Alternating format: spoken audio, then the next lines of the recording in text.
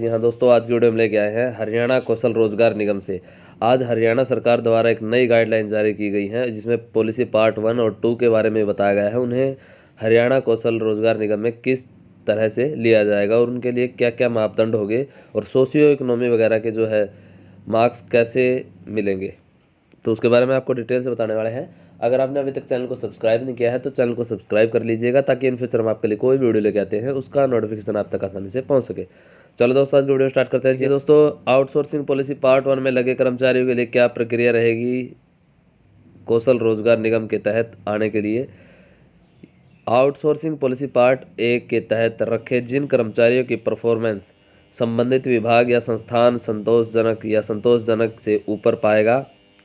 उनका परिवार पहचान पत्र पोर्टल का डाटा हरियाणा कौशल रोजगार निगम के डाटाबेस में पोर्ट यानी आयात किया जाएगा। प्राइवेट सर्विस प्रोवाइडर के साथ चल रहा मौजूदा कॉन्ट्रैक्ट एग्रीमेंट किसी भी विभाग या संस्थान की तरफ से बढ़ा या रिन्यू नहीं किया जाएगा। मौजूदा कॉन्ट्रैक्ट अवधि समाप्त होने के बाद संबंधित प्रशासनिक सचिव की पूर्व मंजूरी के बाद निगम को ताज़ा आग्रह भेजा जाएगा।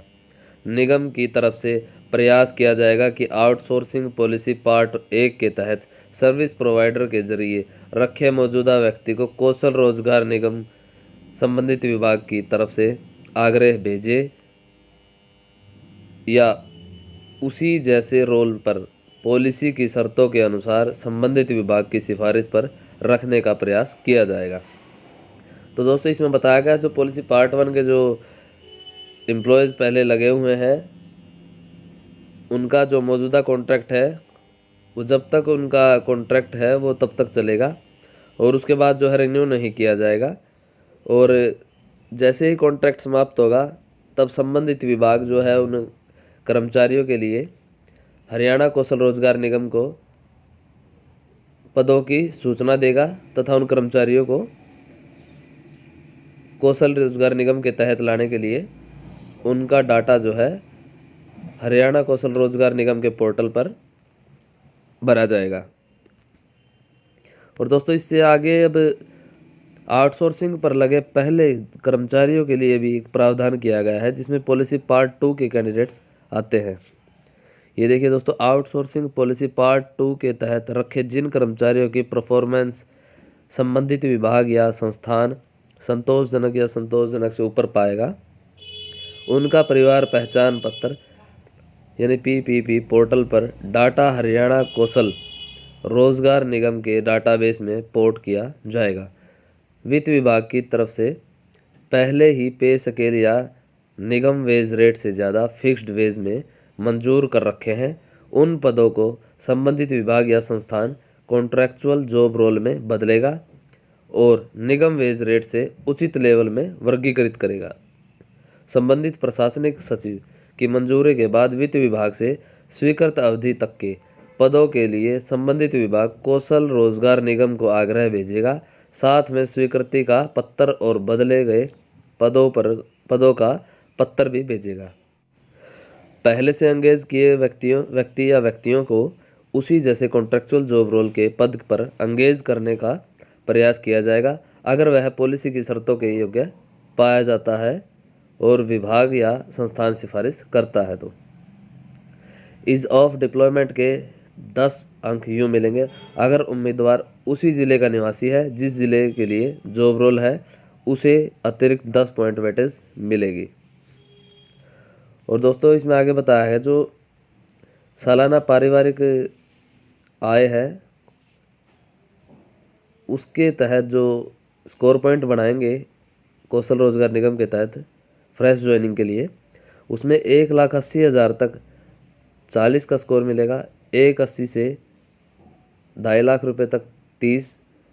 और 2.5 से 4 तक 20 और 4 लाख से ऊपर इनकम वालों को 10 मार्क्स ही मिलेंगे। और देखिए दोस्तों, आउटसोर्सिंग पर नियुक्ति के लिए जो मानदंड तैयार किए गए हैं, स्कोर किस तरह से उनका होगा और 150 उनका टोटल जो स्कोर होगा वो किस प्रकार होगा। सालाना पारिवारिक आय जो एनुअल इनकम है उसके अधिकतम 40 अंक होंगे, उम्मीदवार की जो उम्र है उसके 15 मार्क्स होंगे और कौशल योग्यता जो है उसके 20, सामाजिक आर्थिक मानदंड के 5, CET लिखित परीक्षा के जो है 10 मार्क्स,